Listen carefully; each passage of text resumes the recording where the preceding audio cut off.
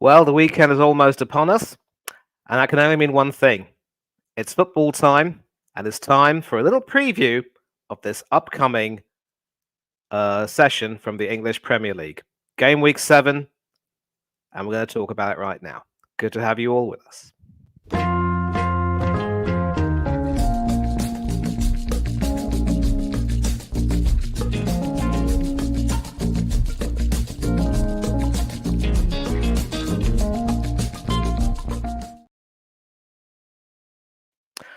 Yes, people, once again, welcome to the Coach's Corner, and you are with yours truly. And the title says it all. It's a preview of the 7th game week of the English Premier League, with 6 games having already played each by all teams. I think Luton have had one match postponed, but of course, let's not, split hairs here. And we've certainly had an interesting first 6 weeks of the Premier League with some interesting results. Of course, at the end of the day, Manchester United are still ahead and still have a 100% record. But if Wednesdays and Tuesdays League Cup ties are anything to go by, they are beatable, and it's going to be up to other teams to try and find a way to, get past them and try and overcome them. But it won't be easy, and certainly after what happened to them on Wednesday, they are going to look to really take out their frustration and anger on their upcoming teams. Now, of course, we will get into the games, but first of all, let me welcome our guest tonight, our first guest, hopefully. We should be having some more people coming in. And of course, it is the Aston Villa fan, Bailey Francis from Villa TV, who also has a very soft spot for Tamworth FC and promotes them heavily on his social media. Good evening to you, Bailey. And how are things, first of all? Been a long time since we've had a chat. Yeah, I'm alright. I've been ill the last 3 days, but still doing my YouTube channel. And yeah, I'm back doing videos. And yeah, how are you, mate? Yeah, all good, all good, all good. I mean, obviously, I don't want to talk about Wednesday because I think, not too much, because I think that's sort of emphasized the fact that just like Arsenal, you've got a problem where your first 11 are outstanding, but your bench strength is anything but. And you might need to strengthen in the January window to get rid of some of the players who quite clearly are not up to snuff. Oh, well, I don't really want to talk about Wednesday, but we was absolutely shocking. Death of our defence. Tinnemans moaning saying he wants to play first team football. Yeah, he was awful. You ain't gonna get first team football in our lineup if you play like that. And like he made Everton score their second goal. He gave it away, and that's why they scored their second goal. Everton could have had 4 or 5. John McGinn nearly made their own goal. Robin Olsen was shocking. The whole team was just awful, and I don't know what to say, to be fair. I think Lucas Digne was really good when he came on. I think he's been better. But yeah, I think it was really awful on Wednesday, and hope we can just focus on the league now and go on an FA Cup one, I guess. Yep. Well, I suppose your excuse could very well be that you do have bigger fish to fry. And I'll tell you what, after the dreadful start that you had against Newcastle, you have recovered well. It is fair to say, though, that you haven't really had too many big tests, and this might be your first big test of the season. No disrespect to Chelsea, because they can still be dangerous, but you obviously held them at bay, and then when they had their man sent off, you took advantage of that well enough. And Emi Martinez proved that he is still streets ahead of Robin Olsen. The only problem is, can you afford to start him every game? And obviously, for this particular match, the reason why John McGinn was at left back was that Luca Digne needed to be rested, according to Emery. A fat lot of good that did, because Digne ended up coming on as a replacement, as did Matty Cash and a few others. So obviously, when you take a look at both teams, of course, have had decent starts to the season. Brighton have certainly blown hot and cold on occasions, and you've also played really well, but have also shown that you can be defensively frail at times. How do you see this game planning out for you lot? And it is the 1:30 kickoff on Saturday tomorrow. I ain't travelling to Villa Park for this one, but I'll be getting up bright early in the morning, having a little breakfast, then travelling to Coval as my local team play Coval away in the FA Cup. So I'll be travelling with my local team, but for this game, I think it's going to be a really tough game. Brighton, they're a strong team. They've got some good players like Solly Marsh, Matoma, some other great players. They're sitting third in the Premier League. They've only lost one this season. They're scoring loads of goals as well. And even if they go 1-0 down, they still bring it back. But I think this will be, I ain't saying they become a Villa fan, but I think this will be probably the biggest, probably toughest game of the season for Brighton. You could say like Manchester United, but they ain't tough this season. Let's be real at a minute. But I think Villa will be a toughest game, and definitely at Villa Park as well. Hopefully we can get something out of this game. If we do, we go up to third. Yeah. But yeah, I think lineup for this game will have to be trying like Martinez in goal, Cash, Konsa, Paul Torres, Diney, McGinn, Kamara, Douglas Louis, Jacob Ramsey should be back for this game, so I'll bring him straight back into the team. Watkins and DRB, oh, what a player. I think if he started against Everton, I think he did, but if he started full game, then I think we would have won that. I'm not positive, but you have to try and stay positive, so I'm going to go 1-1 for this game. I still think it's going to be a 2-1 win. And let's not forget, last season you did swamp them 3-0 when you were still trying to maintain a push for Europe. And, you actually showed that you were the better team on the day. And let's not forget, in the league, you still have an excellent home record. Wednesday was an absolute blip. And I think Emery must take a share of the blame for some pretty poor selections. But the fringe players, when they had their chance to show what they were capable of, many of them failed. And, all you can do is just depend on the first team. But listen, Brighton also aren't perfect. They showed against Bournemouth that they could be prone to lapses in concentration, and especially against West Ham at home. Oh boy, were they absolutely awful. Mr. B, good evening to you, my good son. How have you been today? Yeah, I'm fine, mate. I'm all right. Yeah, I'm still away at the moment. Coming home tomorrow from holiday. So, yeah, had a great time down here in Devon. So, it's been really nice.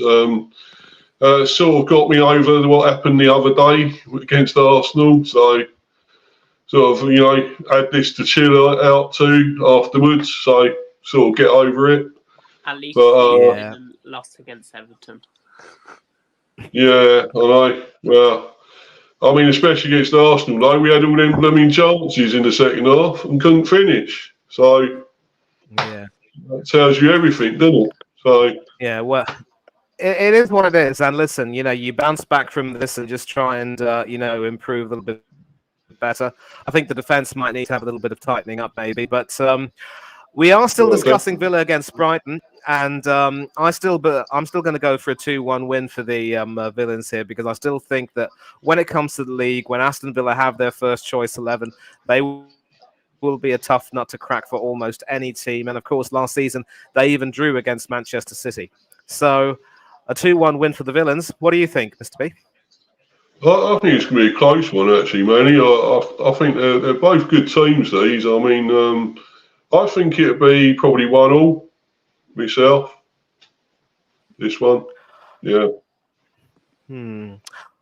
Okay, well, Hannah's already put his predictions in, and I think Chelsea fan agrees with me when he says it'll be... Oh, no, he doesn't. He's going for 2-1 Brighton. Probably thinks that Aston Villa might have had a bit of a confidence shock there. I'm going to disagree. I still have faith in Emery to get things right, and once he has his first 11, he'll be fine. But in January, he is going to have to, ship out a lot of the players who aren't really useful enough and make sure that he gets some people in. And just quickly before we move on, Bailey, the crisis at left back, of course, with Digne rested and McGinn starting and Moreno still not ready.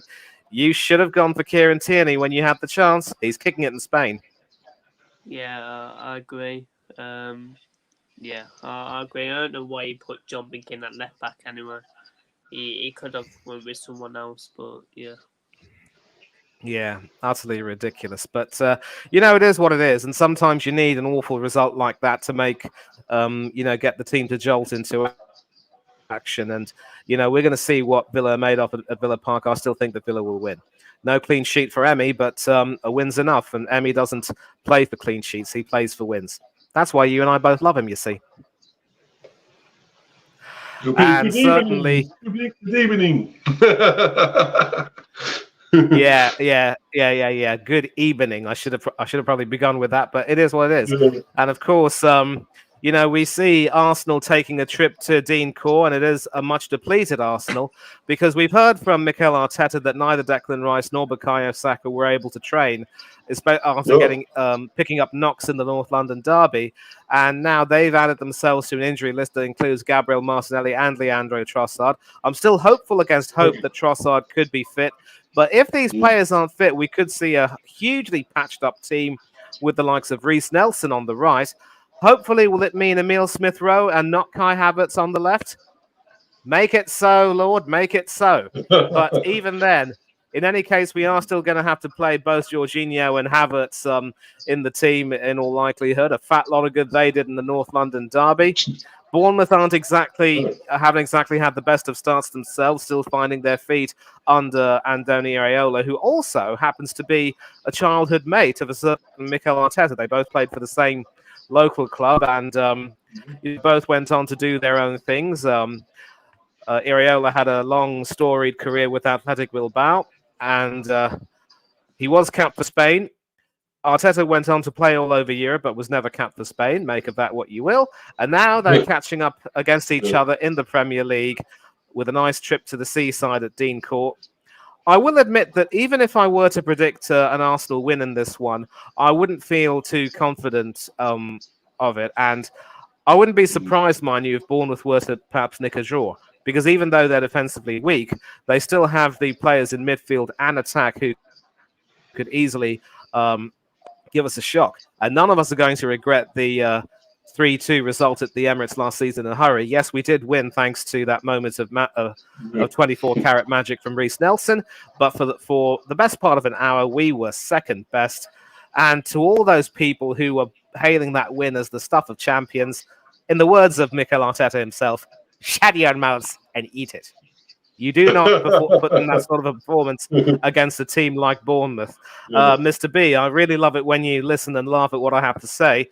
I'm going for a 2-1 Arsenal win, but it's not going to be pretty. It could very well be ugly. And I wouldn't be surprised if we don't get the result we want. What do you concur, mate?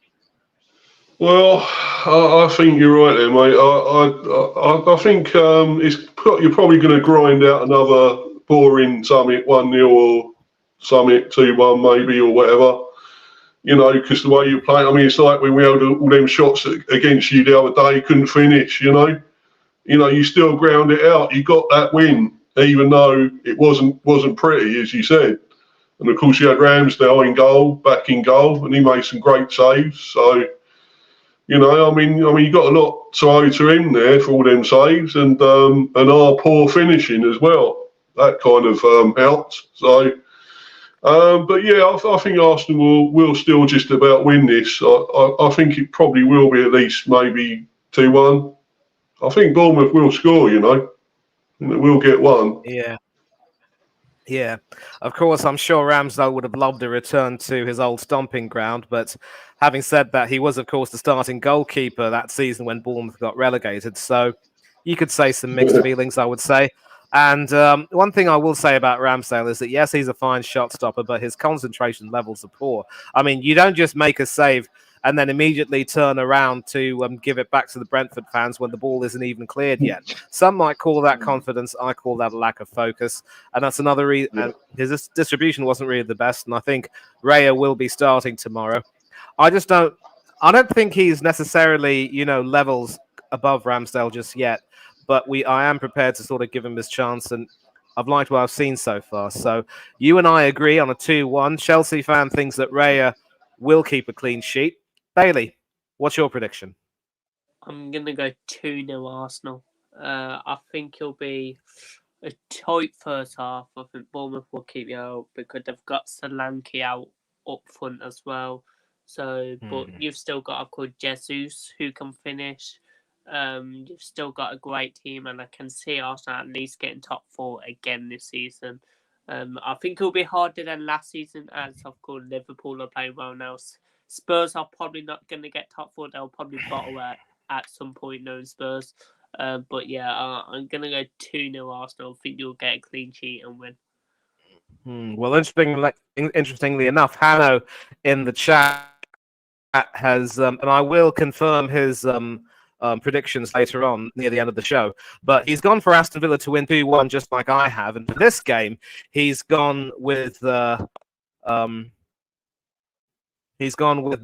losing 3-0 to the Arsenal. I don't really know why he's so confident in our strike force, especially if Jesus starts on the left and Eddie Nketiah ends up in the centre. I really can't see us scoring more than maybe 1 or 2. But, he has his reasons for predicting that sort of a scoreline, and we'll take it from there, I guess. Now, of course, the next game we'll see Everton playing against Luton Town. And it's fair to say, boys, that, gentlemen, because, Steve, you're not exactly a boy, are you? But, with their... I'm still young at heart, buddy. Still young at heart, man. As we all are. So am I. So, yeah, we all are. But of course, sadly, both of you boys have had recent experience of being beaten by Everton, and it could be fair to say that with Dominic Calvert-Lewin back into the starting lineup, and don't need to mention that, man. I had to, but because it sort of segues into this one. You can clearly see that Everton are now starting to recover a little bit, and they were tipped by many people to go down. But I guess all they needed was a striker. As the Beatles would say, all they need is goals. And I know that you've got Hey Jude as your pre- and post-match song. That's why I had to mention that, Mr. B. But it is quite fair to say, of course, this game has come at the best time for them because they are starting to look like a more cohesive unit. And obviously, with Calvert-Lewin back in form, the goals are starting to flow. Luton are a really, plucky and unlucky sort of team in a way. The only problem is when you take a look at their roster, there doesn't seem to be any There don't seem to be any players, in fact, who really stand out and say, you know what, we're Premier League quality, and we're going to make sure that we drag this team to Premier League survival in our first season. And they're going to huff and puff, but I just don't think they'll have enough energy to blow the house down. So this should be a straightforward win for the Toffees, and I'm going for a 2-0 win because I really cannot see where Luton will score. I do not see Everton really going all out to secure a big result, but they're going to do enough to make sure they win, and a 2-0 should do them just fine. Bailey, would you agree with that? I think Everton will win, yes. I think, of course, they're probably going to play 2 up front this game. I think they're going to probably play that Beto guy, and they're set to play Danjuma as well. So I really rate Danjuma. I think he hasn't really been that good so far. But yeah, I think Everton will win. I think they'll win 2-1. I do think Luton will score. It'll probably come from a penalty. They've scored 3 goals, and I think 2 of the goals came from a penalty. So they don't score many.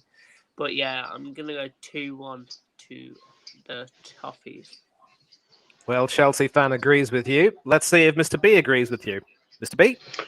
Yeah, I think it'd be a sticky one for Luton with the Toffees. Yeah, get it? I can come up with them as well, Manny. I can come up with no,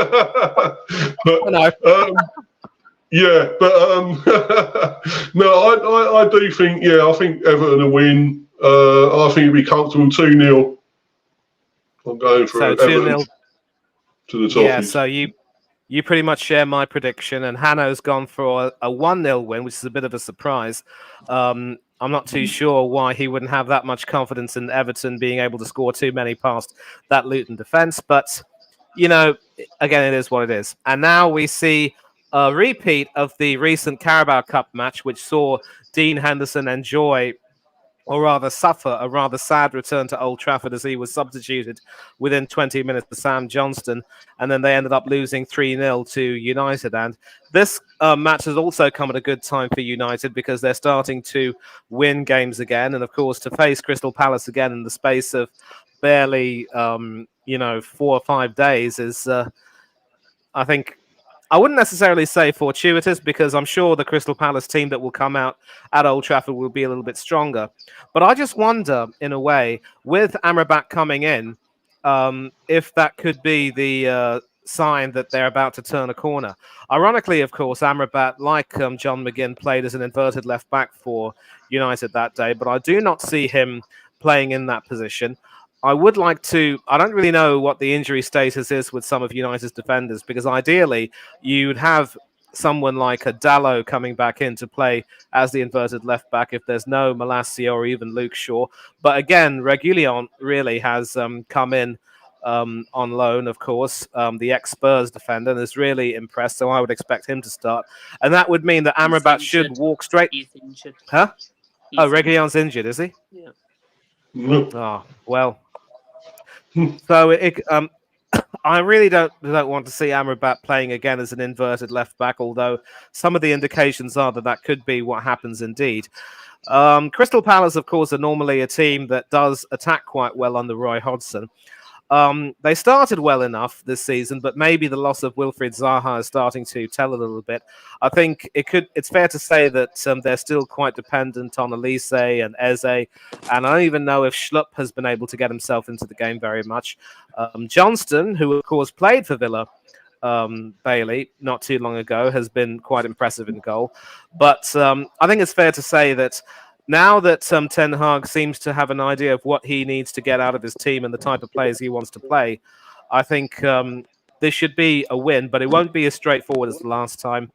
I'm probably going to go for a 2-1 win for the Red Devils, and I think the Red Devils are going to try and attack a great deal, and they will score, but United will certainly find a way, whether it's through Fernandes or someone like a Garnacho or even a Hannibal, who might just... I don't think he'll get to enjoy anyone's brains with fava beans and a nice Chianti, but he'll certainly mess with their heads.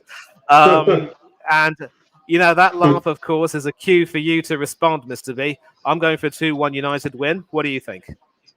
Well, I was going to respond to that, Manny, with Hannibal does love it when a plan comes together. So, so if it does come together, it'd be great for them. But, obviously the A-team reference, I think everyone got that. But anyway, but I think like you, I think United will somehow get through. I think Palace, I don't think they've got quite the threat they used to have. They know Zaha or anything anymore. Probably Eze, still a good player, rate him. Elise, I don't know if he's back playing yet. But yeah, I think they've got some sort of threats. I think Edouard has got a goal or two recently, so I still think it'd be, 2-1 United. Yes, you share my prediction, and well, Chelsea's more positive. He's gone for United to repeat their Carling Cup performance with a 3-0 win. Hanno predicts 3-1 to Crystal Palace. And sadly, Bailey has had to leave. So his prediction, of course, is for a 2-1 win. So I think it's fair to say that 3 out of 5 say 2-1 United. And that might be an accurate reflection of how both teams will be expected to play. It is what it is. Thanks a lot to Bailey for coming on. And do subscribe to his channel, Villa TV, where he obviously he said himself he hasn't really been that active as of late, but he will obviously get back to producing a lot more content, whether it's on Aston Villa or Tamworth or what have you. I've been on a few streams with him, several where we've spoken about Aston Villa and their tactics and what have you, and it's been good fun. So, okay, so that's United Palace out of the way. Now we go to Newcastle against Burnley. The same team, of course, which pumped the Blades, completely blunted them, it must be said, to the tune of Yeah. 8-0. And they're coming up against a Burnley team which hasn't been solid themselves defensively.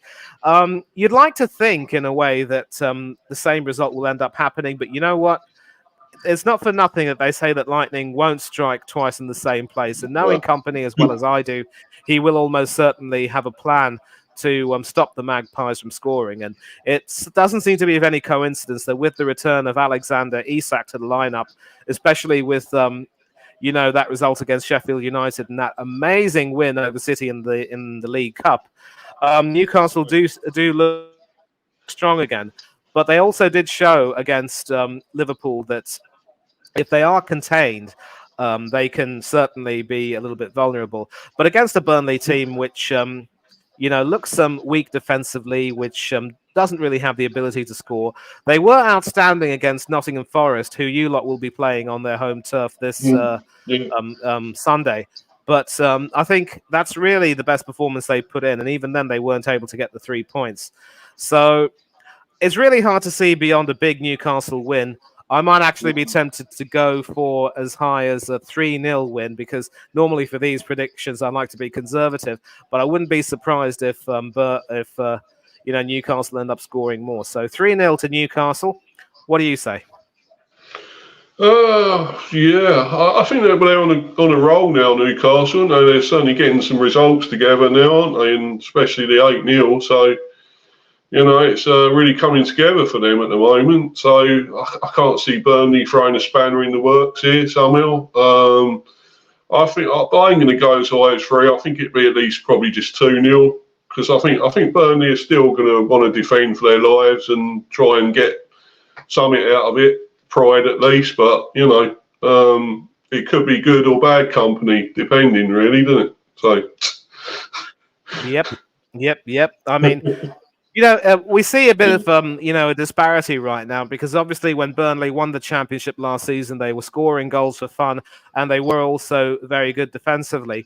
I don't want to be harsh on Jimmy Trafford, the England under-19 hero, who of course has come in and actually made some good saves. But with Ari Muric in goal last season, the former City goalkeeper, of course, they were actually doing a little bit better. And I just wonder if it might be time to, take Trafford out of the firing line. But we'll probably have to look into that maybe if and when they... I really don't want Burnley to go down 8-0 like Sheffield United did. And I do think that Sheffield United, who we will be talking about next, will make some changes, but we will come to that. But, the time might come for Burnley to start really rethinking their approach. So I'm going for 3-0 to Newcastle. You've gone for 2-0. In the comments, Chelsea fan seems to agree with me. Hanno has also gone for a 3-0 Newcastle win. And in the private chat, Bailey's gone for 4-0. So you can see that he believes that there will be a lot more goals in this game. And that's sort of the way it really should be, I guess. And I spoke about them, I referenced them, and now here they are. Sheffield United up against West Ham, the Blades against the Hammers. I really can't see beyond the Hammers, destroying those Blades and knocking them, not just blunting them, but also destroying them. Yeah. And the thing is, of course, that with Sheffield United having suffered that reverse, and also I don't think they'll be progressing in the League Cup. I think, in fact, they were actually knocked out before this week's games. I wouldn't be surprised if Heckingbottom makes a raft of changes for this game. And several players, there are quite a few players in this Sheffield United team who have performed well. I do look at Wesley Fotheringham, who was, of course, with Rangers before coming to Sheffield United, and he has made some excellent saves. He was brilliant against Spurs before, unfortunately, suffering those 2 late goals to end up losing 3 points. But again, defensively, I think when you're up against a strike force with such strikers as Isak and Wilson and company in such red-hot form, let's not forget Anthony Gordon. They were just helpless. And of course, they're going to come up against the West Ham. yeah, they're going to come up now against the West Ham team where, Ward-Prowse, Paquetá, Alvarez and company are going to run the show in the midfield and in the attack. And whoever will be starting up front will just have an easy task of trying to ghost past that defence and probably score. And with Sheffield United, I'd like to see them possibly score because I really have my reservations on Alphonse Areola. But even if West Ham might concede a goal, they should have enough about them to secure a pretty good win. And I'm going to go for a 3-1 win for the Hammers.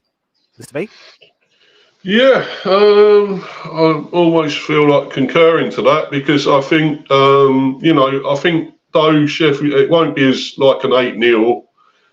This one, and even against Newcastle, they looked like they could get a goal, Sheffield United, because they did have some chances. Before they were walloped, got all them goals against. They did create chances, but I think I'd like to see them score as well. Like you do, and you got 3-1.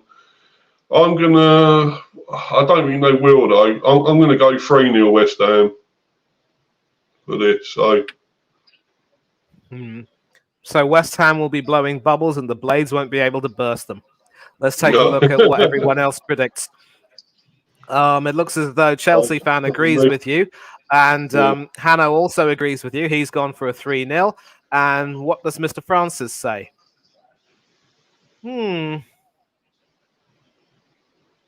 Yeah, he's gone for a 3-1 scoreline just like me, but I think we can all agree that a hat-trick of goals is what is expected from the Hammers for this one.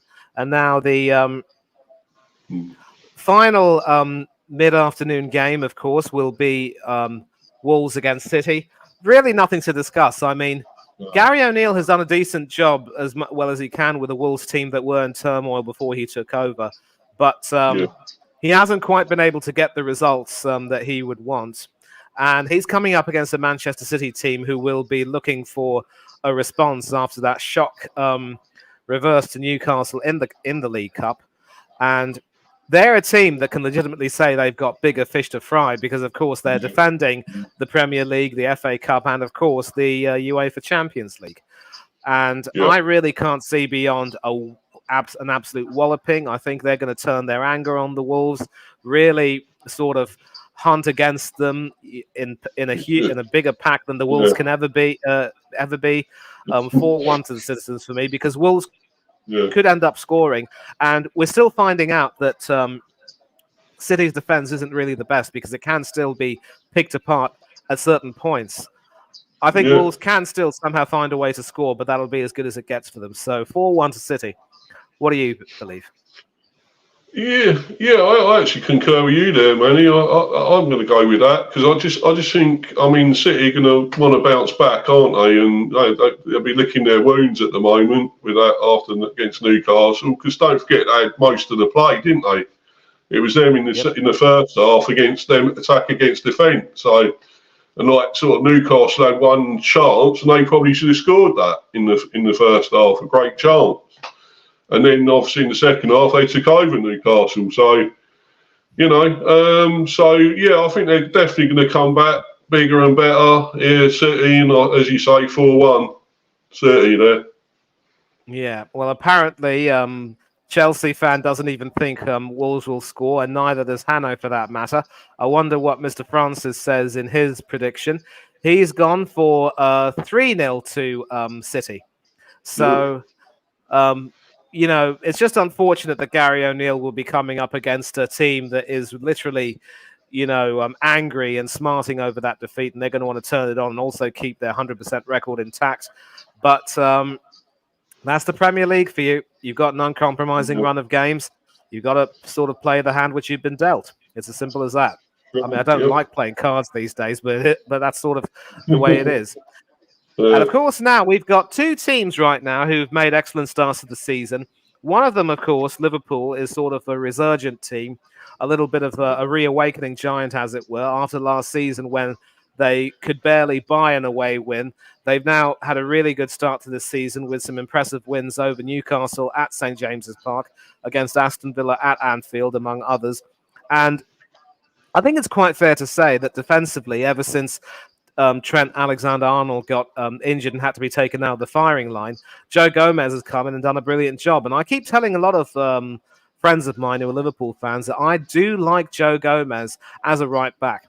Solid defensively, doesn't make any mistakes. If you put him into the centre of defence, even if it's next to a world-class player like Kanate or Van Dijk or whoever, he looks like a duck out of water. But on the right, as a right back, he looks really good. He can possibly, overlap if he needs to, but he doesn't invert. But he's very solid defensively, and the back line looks somehow a little bit tighter in a way. I'm not saying that they're still going to keep clean sheets, but they will at least do enough to make sure that they don't either go too behind or they, whenever they concede, they will be in a more comfortable position. And the midfield, of course, with Szoboszlai, with McAllister, and Curtis Jones, of course, working that area, and also the front three of Gakpo, Salah, Nunez, Diaz. I mean, I know that's four, but then you can fit any of those three into that front line, and they'd still work an absolute treat. They're going to be a handful for any team. But of course, you're talking to a guy who was a victim of Ange Ball, the 4-2-3-1 formation, where Yves Bissouma and Pape Sarr literally outmuscled Declan Rice and Fabi Vieira out of the game. And even when the two Chelsea rejects, Jorginho and Havertz, came on, a fat lot of good that did us. So this is going to be a very interesting game, a 4-2-3-1 against a 4-3-3. And whoever wins this particular game will probably be considered a possibility to maybe even challenge for the league. I realise, of course, that with Spurs, we've seen them start brilliantly but fade away. But with Liverpool, at least, you can see that if they win, they will do a lot more to maintain the challenge and sort of go forward. And both teams have played some really, really good football so far. You haven't played Liverpool yet, but you've seen how Tottenham play. It's almost a little bit too close to call. I think, though, that Liverpool's experience might just, win the day. And I think I'm going to go for a 2-1 win for Liverpool at Tottenham. I'm not saying this because I'm an Arsenal fan. I mean, I have to behave because my brother-in-law is a Tottenham supporter. But I just think that when it comes to a game like this, Liverpool might just have the edge, and that is the way it will be proved. So 2-1 to the Reds. What do you believe? Well, Liverpool are pretty on hot form at the moment, aren't they? They really are. So, they're knocking in the goals left, right and centre. They've got great attack, as we all know. What they can add, there's Salah, Nunez, Diaz, so many there they've got, and those Spurs are playing some good football lately. They've done well. I mean, I thought we was going to beat them in that first game. Look what happened there. They came back and 2-1 up and everything, and we just about got a draw in the end. So, as you know yourselves, you only just about got a draw yourselves with them. So, but I think they're a decent team, Spurs. But I think there's only one winner, and I think it's Liverpool. I think it's going to be 3-1 Liverpool. Yeah. Right, and I think it's fair to say, of course, that when it comes to that right side of Dejan Kulusevski and, of course, Jimmy Maddison and Heung-min Son combining together like they did against Arsenal, we had Alexander Zinchenko at left back who would literally go walkabout. I'd like to think that Andy Robertson is a lot more, responsible positionally at the very least. So how he copes with that threat on the right side will be key, and it will also be interesting to see how well they do on the left, because obviously they don't have Perisic, and Brendan Johnson got injured when he played against us. I hope for Tottenham's sake he will, shake off that injury and come back to play, because he will obviously be someone who might want to give Joe Gomez and company a bit of a working over. And then, of course, that three-man midfield, how they're going to cope against the likes of Pape Sarr, Bissouma, and, of course, Maddison running the show for Tottenham will be very, very interesting to see. And I just think maybe Tottenham's defence could be what lets them down. Cristiano Romero had an awful, awful North London derby, and I will be damned if he starts this game, eh? Yeah. Well, it always looks like to me he's always going to get sent off pretty much when he's tackling. So, always goes in mad, doesn't he? But that's an Archie for you. That's what they're like, isn't it? So, typical South American, but he's. I'm surprised he lasted that game, to be honest. But Yeah, I mean, it was like a lot of people saying that were saying that there was a bit of controversy about the penalty, but in many cases, if it's a deliberate handball that prevents it going into the goal, the boy was lucky actually not to be off the field. So you're absolutely right. yeah, Now, yeah. So what's your scoreline though, mate? Oh, sorry, yeah, I said 3-1 Liverpool, Manny. Oh, 3-1, 3-1, 3-1. Yeah. Well, Chelsea fan has actually got an interesting prediction here. He thinks that Tottenham might just beat Liverpool 3-1. And that's a I'm really Chelsea not fan too sure. Yeah, and we've got Spencer Stewart in the chat. Good evening to you, mate. He thinks that Liverpool should also edge this 2-1, but also says that Liverpool have a tendency to be 3-1 merchants. So. I mean, this could be a difficult game, and maybe he's giving the opposition a bit of respect. Hanno has gone for a 3-2 win, thinking that there will be some goals in this one, but Liverpool might just come out on top. And as for Mr. Bailey Francis, I think, he's gone for Liverpool to win 2-1. So I think the majority consensus is basically a 2-1 across the board. And that is sort of how it will stay. And that is the end of Saturday's fixtures. We have one game on Sunday, and that's your lot traveling to the City Ground. Now, if I were in the shoes of both Gonzalo Montiel and Ibrahim Sangare, I will be asking to myself twice, why in heaven's name did I even think of agreeing to slum it in Forest when I could have been playing in the Champions League against Arsenal? And Forest are that sort of team where, there's all this talk about how it could be an exciting project. And of course, they do have the storied history under Brian Clough, winning a couple of European Cups and, of course, a league title with a 42-game unbeaten run. And, of course, when they were playing under him, they were obviously one of the top teams in the division, but then ended up getting relegated in the first ever Premiership season. And since then, they'd been in the doldrums for several years, sort of yo-yoing back and forth. And I really don't know where Forest go from here, especially having lost one of their best players in Brennan Johnson, who's gone to Spurs. I really don't know. I don't know if I can see them doing very much, especially with the disjointed team they have. And even with Matt Turner involved. They're in the top half, Manny. And they're in the top half, though, aren't they, Forest? They're in the top half now? Even if they are in the top half, I mean, look, it's still early days, and I do not see them really maintaining a push for Europe. And we did see last season as well that there were times when they were playing really well and looking to really finish as high as possible, but then they'd have a poor run of form and sink like a stone, and they avoided relegation. Now, I know I shouldn't be disrespectful of them because, of course, they beat us at the City Ground to end our chances of winning the league once and for all. But again, with this particular team, we know how they play. We certainly know the style they're going to play. Just have Taiwo Awoniyi as lone strike up front and try and get the ball to him by hook or crook. I think it is fair to say that if Sangare does get into his mojo, he will be a difficult prospect. But of course, with Brentford, and you're probably the best person to talk better person to talk about this than me. There will be possibly one or two changes to or at least a few to the side that lost to us in the League Cup, and I do think that Mbeumo is still absolute quality, and that day was just one of those days where you huffed and puffed and had some terrific chances, but just couldn't quite finish it. But I do think that if you are able to stifle them and really cause them a lot of trouble the way Burnley did, you should be able to come away with a really, really good result. Now, I don't remember predicting more than a 1-1 draw because I suppose you have to consider City's home record at the City Ground. They always find a way to improve their game when they're on their home turf. But Brentford are going to be a difficult opposition. I wouldn't be surprised if they nicked a 2-1 win. But I am going for a 1-1 draw. But I'm sure you'll be predicting a 2-1 win for the Bees. The Bees to sting the tree men.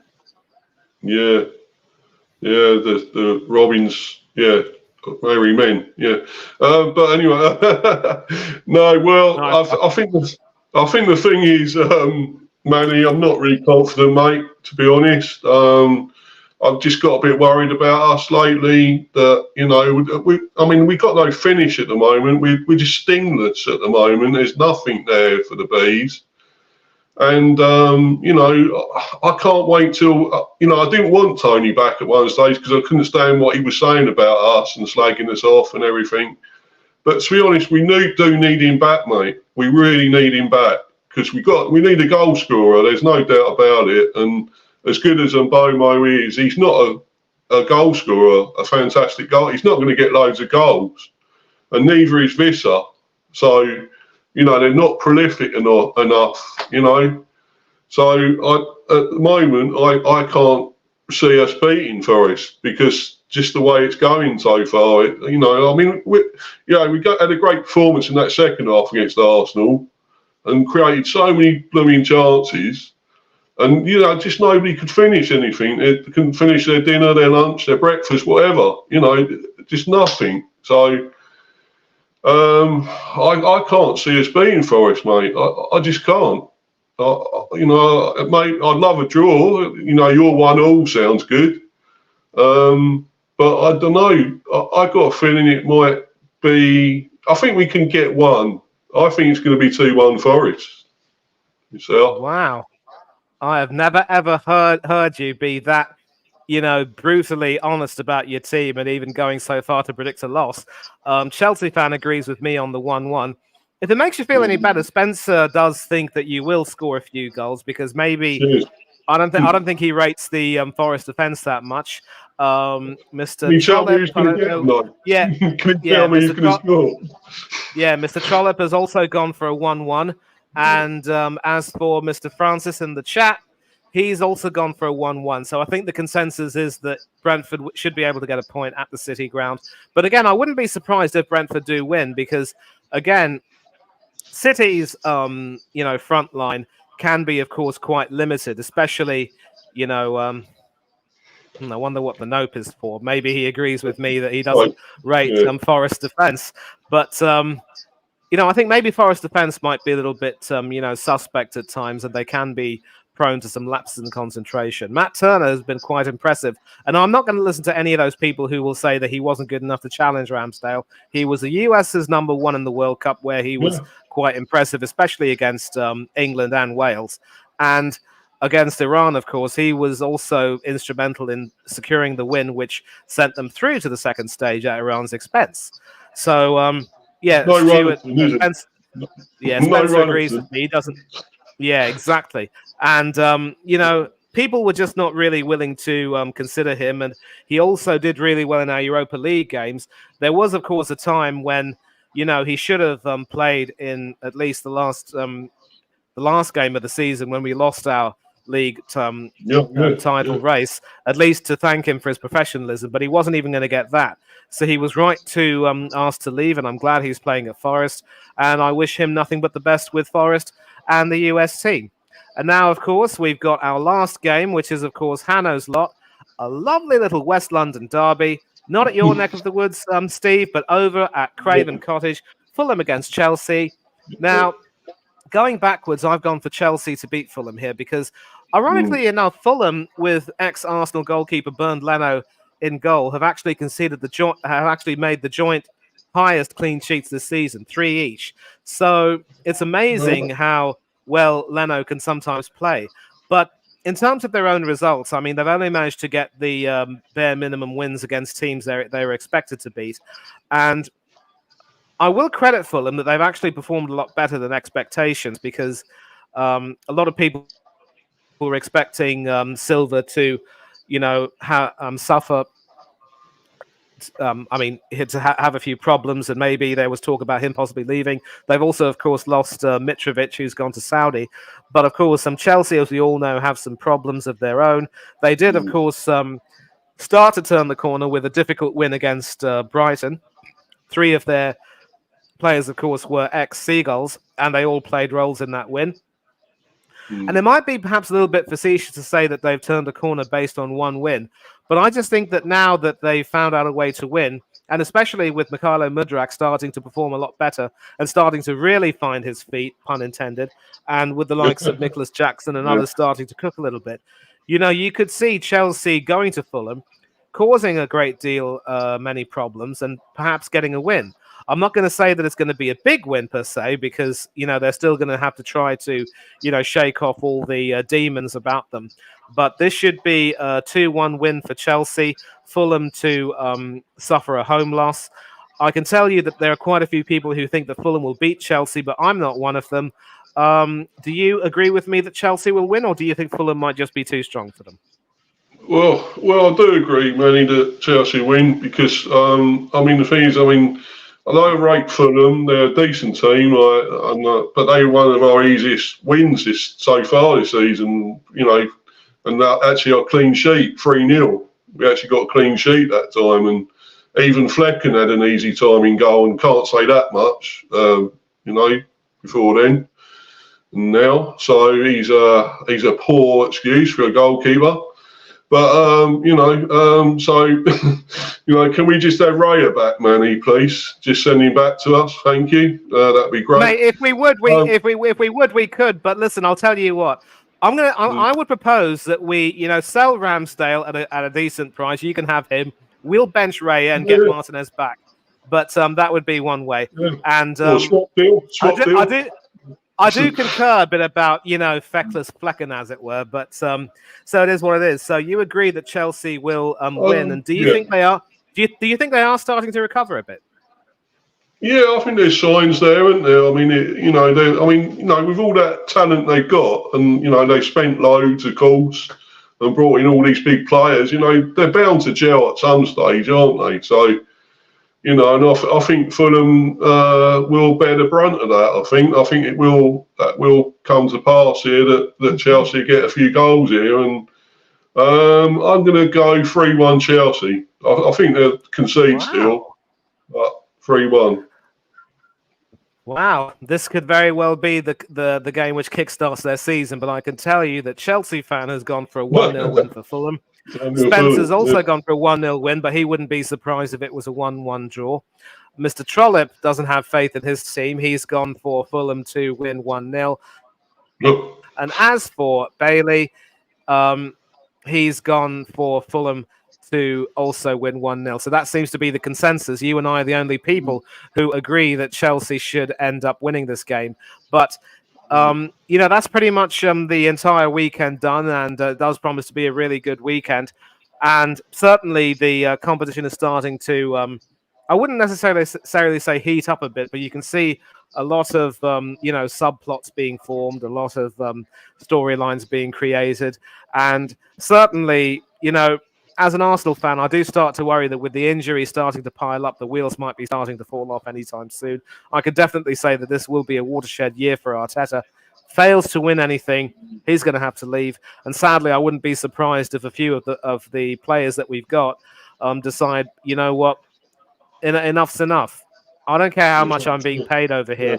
I just don't know if I can continue to hack it over here much longer. But people are going to call me toxic and negative and say that I'm taking the mickey or what have you, but it is what it is. As for Brentford, we're going to wrap this up now, but I'll just wrap this up by asking you, how happy or disappointed are you with the start you've had this season? I don't know if you're necessarily going to be quite happy, but what is your hope for the rest of the season, at least until December? And then beyond that, with the window taking place at that time. I don't know where to start, Manny. To be honest, it was a great start for us. Yeah, we started pretty well the season, but the goals are dried up. We conceded. We got a crap goalie. There ain't a lot really I can be positive about, mate. I wish I could, and. This is what I actually think this season we're going to struggle, and I can see it's about being down near the bottom, in the bottom half, because I don't see where our goals are coming from. And why did we get Neil Maupay back? He was great at one stage for us, probably in Championship and whatever, But now he's nothing anymore, and he was useless at Brighton and Everton as well. I don't get that, man. Make it make sense, man, because I don't know what it is, how we do anything. So yeah, especially given that Maupay was drawing blanks at Everton, I'm really surprised that Brentford made the move to get him back. But I think you and I can both agree that if once Ivan Toney comes back from his ban, I don't know if he's going to be viewed with such affection, because I can't think of any player who would be willing to engage in those sort of activities, including, betting against his own team or whatever. I mean, as an Arsenal fan, I do remember watching the legend that was Magic Man Paul Merson play for us. He loved to drink. He loved to gamble every now and then. I don't remember necessarily him gambling against his own team, for crying out loud. But he had his issues, and he was still able to produce some good performances for us. But that was, of course, under George Graham, and he did play a little bit under Arsene Wenger before being told that, before deciding, rather, that he wanted to leave and play more football. I believe Wenger wanted him to stay, and if he had stayed, he potentially could have won the double with us. But maybe if he had stayed and didn't get to play very much, he wouldn't have gone to the 98 World Cup with England at the expense of a certain Paul Gascoigne. But all I can say is, coming back to Toney, he's going to have to do a lot of work to try to win the fans over if he does come back to the team and nobody goes in for him in the window. And maybe, hopefully, if he comes back and does score goals again, he can be forgiven. But I think a little bit of trust has been broken. I wonder if you can concur with what I'm saying. Yeah, I do, mate. I mean, he's a great player. I thought about, if he does stuff on the pitch, that's what matters. And he does some great stuff on the pitch. We see it, we've seen it, all the goals he can get and passes and strong, and, he's got everything really. But, at the end of the day, why are you being a prat off of it? You got to think about it, man. I just think, I don't know, somewhere in his head, he's a bit, I don't know what it is. And I'm sorry, I'm not offending anyone like with that, but I just think he's a bit, stupid in a way. And when you got all that much money, you're earning all this, you're earning a good living. And okay, I know it's Brentford, we're a small club, but you're still getting money and big money, and you're playing football, and you're getting all this stuff, and don't matter where you're playing. If you're getting money, what does it matter? You're getting a good living, and okay, you get even more. Arsenal probably you get loads more money, I guess. So couldn't agree more with that. But all I can say is that I hope that he will get some counselling and sort of be able to overcome his demons, because he is still at an age where he should be enjoying his career, enjoying some really good years. He shouldn't have to lose too many of his prime years due to an issue like this. And we are going to wrap it up over here, but briefly I want to say thank you very much, Mr. B, for coming on. It's always wonderful to have you on the stream. Always wonderful to have you to talk. And when you speak, you really, really speak from, your head and your heart, and it's really good to talk to you. So do please tell us about your channel and what you've got coming up and where we can find you on social media. Yeah, mate. Basically, obviously, Mr. B Hiver Football Chat, my channel. It's still going fairly well. It's steadily increasing, the subs. I'm up to about 60 now. So I'm trying to obviously get a load more and hopefully hit 100 by the end of the year. That'd be great. So, but obviously got a fair bit of content on there. I'm obviously still trying to do the Brentford history of Brentford video. I'm trying to sort it out, and I ain't managed to do it yet.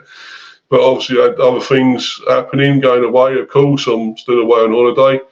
But yeah, and there will be other things coming out. I'll be going on other channels. Obviously, there'll be a preview for the game against Forest. I'm hoping to do that when I get home tomorrow at some stage. And my address is on there is Mr. B for Life 182 on there. So on the channel. So please try and check that out, and want more subs and smash the likes, and come on, you bees. Yep. and hopefully the Bees will somehow manage to recover their sting and have a good middle of the season and finish to the season. Hope But so. there's still a long way to go before that. And of course, thanks a lot to Bailey, who was here earlier. Do subscribe to his channel, Villa TV. Thanks a lot to everyone who came in the comments. Chelsea fan, Spencer Stewart, Hannah also came in, and I will confirm Hannah's predictions here, of course, which he had mentioned. Of course, I've mentioned them earlier, and this, of course, is for Sunday and Monday's games. And it's been good to have everyone here at the corner. We've just touched an hour in a minute, but thank you all very much once again. Do enjoy the weekend. The sport's on offer. I do believe New Zealand will be playing Italy. They've actually just started, but of course, as you mentioned, Mr. B, the egg chasing isn't your cup of tea, and but it will be others certainly. And tomorrow there will be 3 more games in the Rugby World Cup. We are building up to the Cricket World Cup coming up very soon. So we've got a lot of action coming up in these next few weeks. But until then, do enjoy your weekend. Take care of yourselves. Stay safe and stay happy. And don't do anything that Mr. B or I or Bailey or anyone else wouldn't do. And it looks as though Bailey's Mr. B's just left. And I'm about to leave too. Cheers, everyone.